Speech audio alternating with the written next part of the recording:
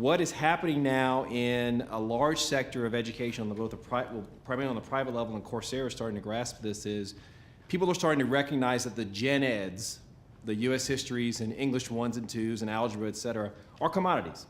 Because US history since 1865 hasn't changed since 1865, and it's not gonna change. So you can get it anywhere, right? My question then is, knowing what you know now, if you could be in the same spot in your fantastic graduate programs and do it and come out of school with 60% lower debt because you took all your gen eds online and that was the trade you made, would you do it? Would you say, if somebody said to you, I will reduce your costs by 60%, but you've got to take US history and English 1 and 2 and algebra, et cetera, online at a very low price, would you do it, or do you see the value in that commodity being still face-to-face?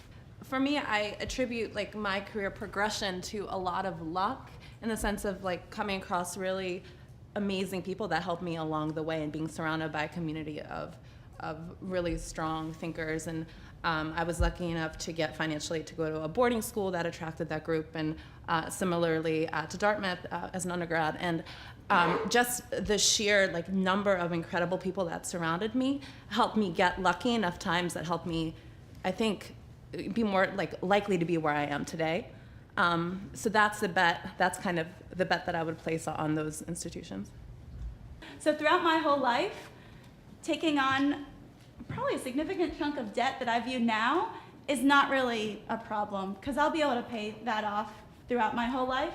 But it's really, how do we continue to address the needs of a certain population? And I'm not quite sure that this structure helped that population, but as far as our country, I think that's the critical question. What about your peers who are not in business school? Because business school or legal or whatever certainly has a higher income outcome, but what about your peers who are in drama or art or music, et cetera, who want the Dartmouth experience or Juilliard or whatever the case may be? They want to follow their heart and their passion, and a career that may not compensate them at the level that you hopefully will all be at.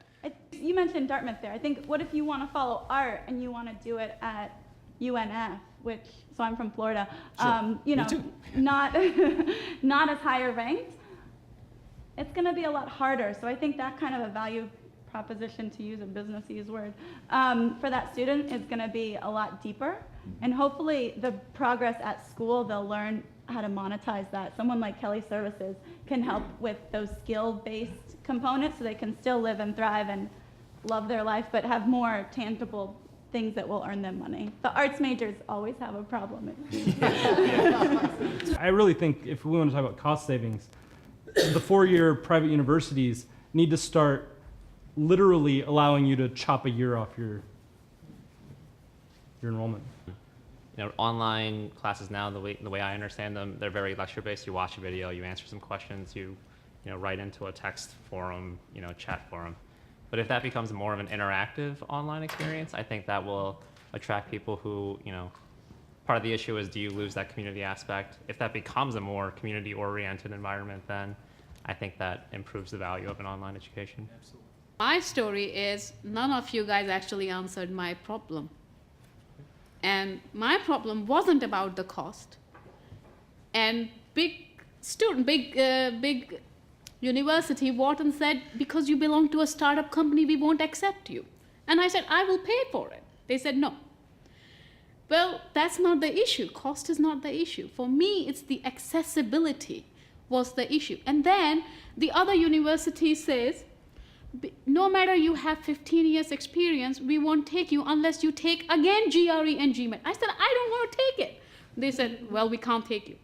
Well, Why don't you tell them about the cost issue? I will. And the third is the University of Washington finally accepted me, and they said, okay, we'll put you on 2 courses and see how you do it.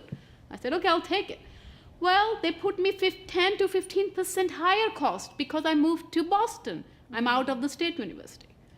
I said, why should I pay for lab? Because I'm not in the lab. Oh, you have to pay Husky fee card, you have to pay this, you have to pay this. And I said, why?